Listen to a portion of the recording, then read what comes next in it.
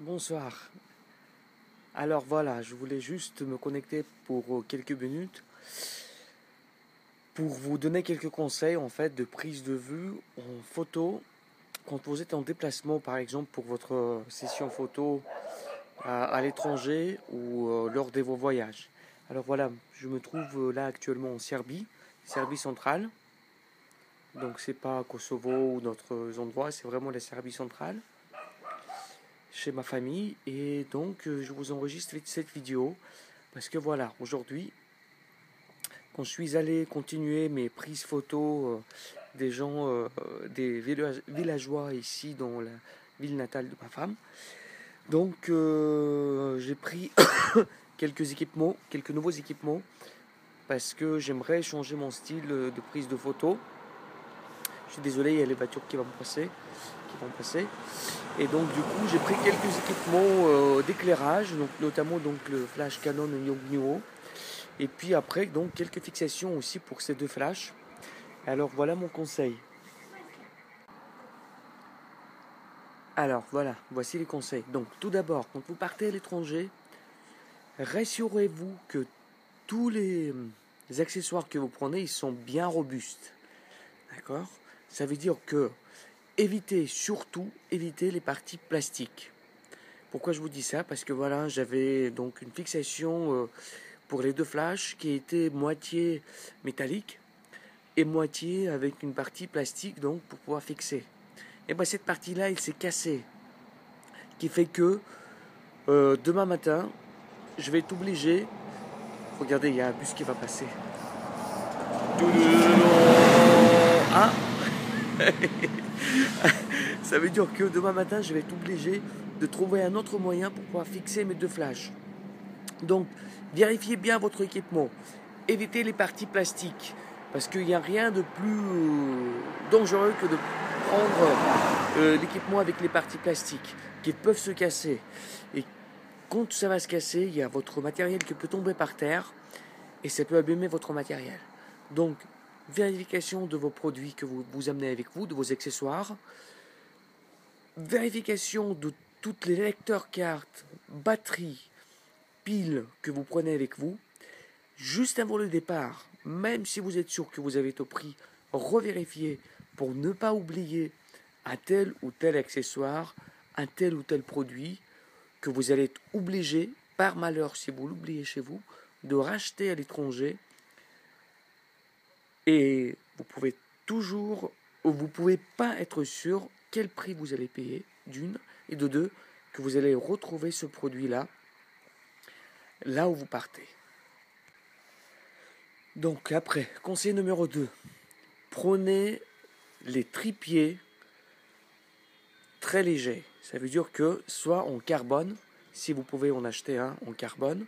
Moi, pour l'instant, par exemple, j'ai pas du tout envie de payer très cher pour des trépieds ou des accessoires en carbone. Donc du coup, j'ai les trépieds Manfrotto et métalliques et c'est très lourd, c'est assez lourd. Donc du coup, essayez de partir avec les produits qui baissent vraiment le minimum de points. Parce que, en fait, même si vous pensez que vous pouvez partir avec un trépied qui est assez lourd, mais qui peut être confortable, vous pouvez en être sûr que... Voilà, hop.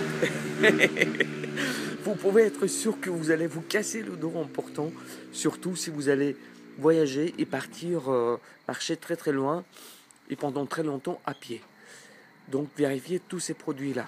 Donc soit carbone, soit aluminium, mais très léger, donc les versions compactes.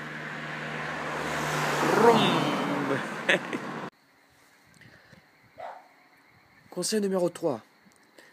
Essayez de partir dans les pays où vous parlez la langue. Ça, c'est vraiment si vous pouvez. Pourquoi je vous dis ça? Tout dépend bien sûr du type de photo que vous allez prendre. Mais si vous êtes portraitiste et vous partez dans un pays où vous ne comprenez pas du tout la langue, ou dans le pays dans lequel vous partez, ils ne parlent pas très bien, par exemple anglais, français ou je sais pas, allemand, etc. Donc c'est les pays plutôt exotiques, soit les pays de l'Est, soit l'Amérique latine ou tout ça. c'est très très dur de prendre en photo les gens. Parce que il va y avoir une barrière de langue. Et même s'ils peuvent comprendre l'anglais, mais si c'est pas leur langue natale, maternelle, ça veut dire qu'il va y avoir quand même cette distance qui va se créer. Donc si vous pouvez, mais vraiment si vous pouvez, partez dans les pays où vous parlez la langue. Donc si vous parlez espagnol, eh ben, essayez de partir surtout dans les pays exotiques où on parle espagnol. Si vous parlez italien, eh ben, partez en Italie. Mais partez dans les coins un peu perdus, voyez, mais là où les gens parlent italien. Comprenez, moi j'ai cette opportunité de parler serbo-croate, donc du coup j'aurai aucune difficulté d'aborder les gens, de parler avec eux. Et c'est là, je sais que, combien de fois je me suis dit, Dieu merci, je parle serbo-croate, donc du coup je peux établir ce contact avec les gens qui m'intéressent, pour pouvoir échanger, pour pouvoir se comprendre, et pour pouvoir ensuite les demander demander la permission de les prendre en photo. Parce que c'est pas tout de suite, c'est pas immédiatement que on arrive, on, on va vers. En tout cas, c'est pas du tout mon style. Je peux pas arriver tout de suite foncer vers quelqu'un pour dire tiens, excusez-moi, est-ce que je peux vous prendre en photo? Parce que ça fait peur aux gens.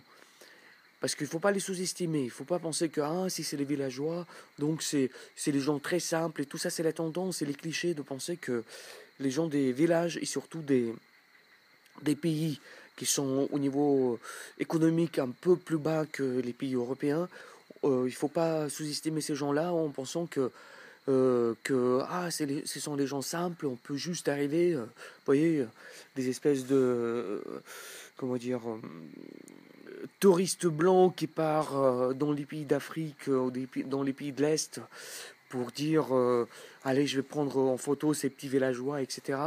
Donc, il ne faut pas du tout penser ça. Et pourquoi je vous disais ça? Ah oui, donc du coup, ce sont les gens quand même très complexes, aussi complexes que nous, hein, les Occidentaux. Donc du coup, si vous partez, il faut établir cette communication avec les gens si vous voulez faire des portraits. Si vous, encore une fois, si vous êtes portraitiste, si vous utilisez à peu près le même style que moi j'utilise, ça veut dire que je pose les gens. Donc si vous posez les gens, il faut établir un contact. Et pour établir un contact, il faut quand même comprendre la langue ou essayer de parler la langue, la même langue. Voilà, donc ça c'est un conseil numéro 3.